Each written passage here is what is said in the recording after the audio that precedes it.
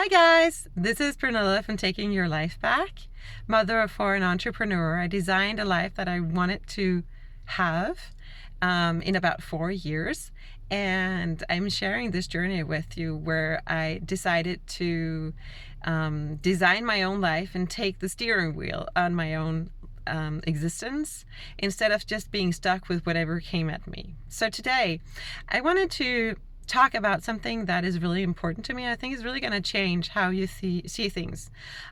It's about the word perfection. Today, we all want to be perfect. We want to be the perfect wives, the perfect mothers, have the perfect house, the perfect career, be able to cook perfectly, have the perfect pictures on social media with the perfect filters. Well, the thing is, it's a lot of work, perfect, and also puts a lot of pressure on us. And well, if you really want to do and accomplish a lot of things in your existence, well, perfect is not going to make it. It's just not going to cut it, because Pareto actually talked about this. He says that with 20% of your effort, you'll actually get 80% of your outcome. And that kind of works for everything. Those last 20% of trying to be perfect with anything you do, it is actually, it's so much work. It's the last 80% of the work. And instead of just doing good enough, whereas if you do good enough, then you can actually accomplish much more, because you'll do as much that is needed to actually get things going, but you don't have to do that last huge leap to actually get it to the 100% perfect. And this is something I've actually now used for a really long time in my life. Just basically trying out stuff and doing it good enough so actually you will have the results of it. But once it's good enough, you go further to next step, not trying to actually do the last step to be perfect, because this is where you're going to lose a lot of time. Also, the thing is, when we're trying to be perfect all the time, well, you know what? Most of the time we don't do things. We don't do new things because it's too much pressure. We're going to say, oh, I'm not sure I can do this perfectly, so I'm just not going to do it, because you're going to be scared to do things even before you've done them. So this is why I decided a couple of years ago to end my relationship with perfect. This was not working out for me because I was being stuck and so scared of doing things wrong that I wasn't doing anything, like deer in the headlights kind of thing.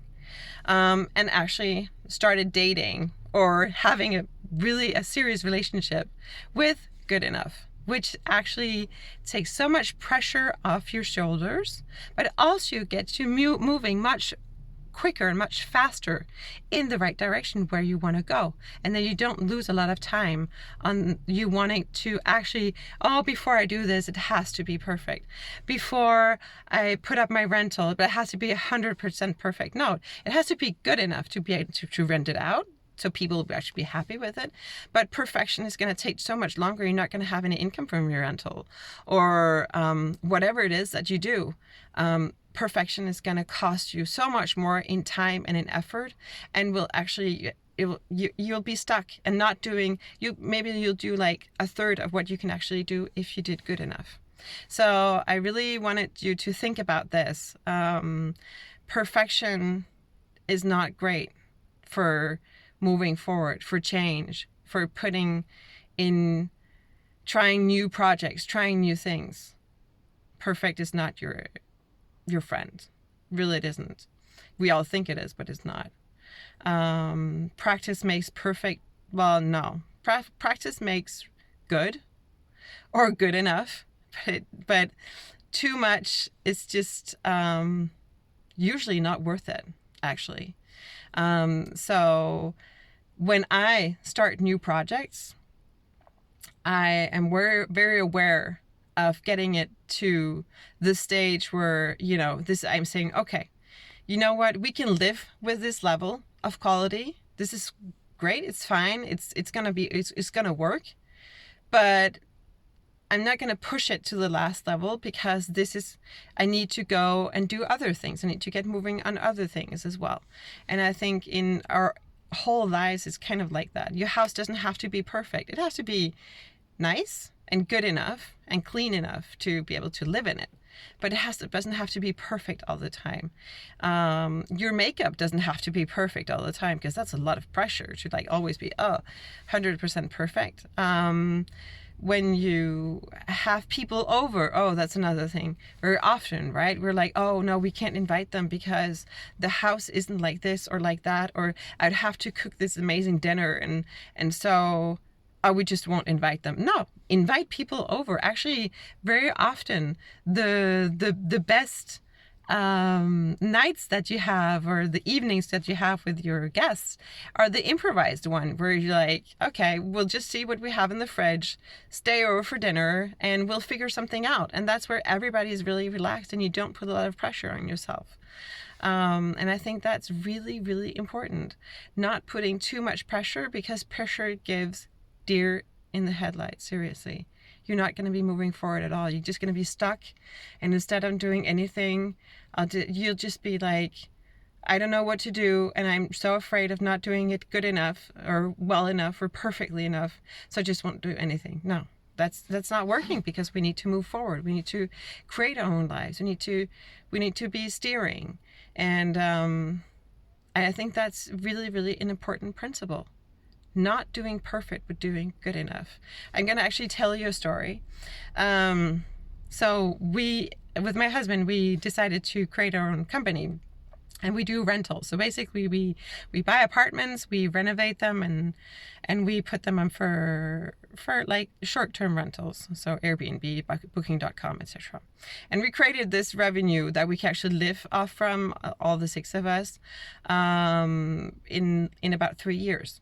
So that was pretty amazing. And the first rental we did with the renovation, and this is really where we learned to integrate this principle of the 80-20 rule, is the final part of getting an apartment ready is so long. It's like, once you've put in the electricity and the tiles in the bathroom and all the rest, you kind of feel like you're done, but you're not really. And this last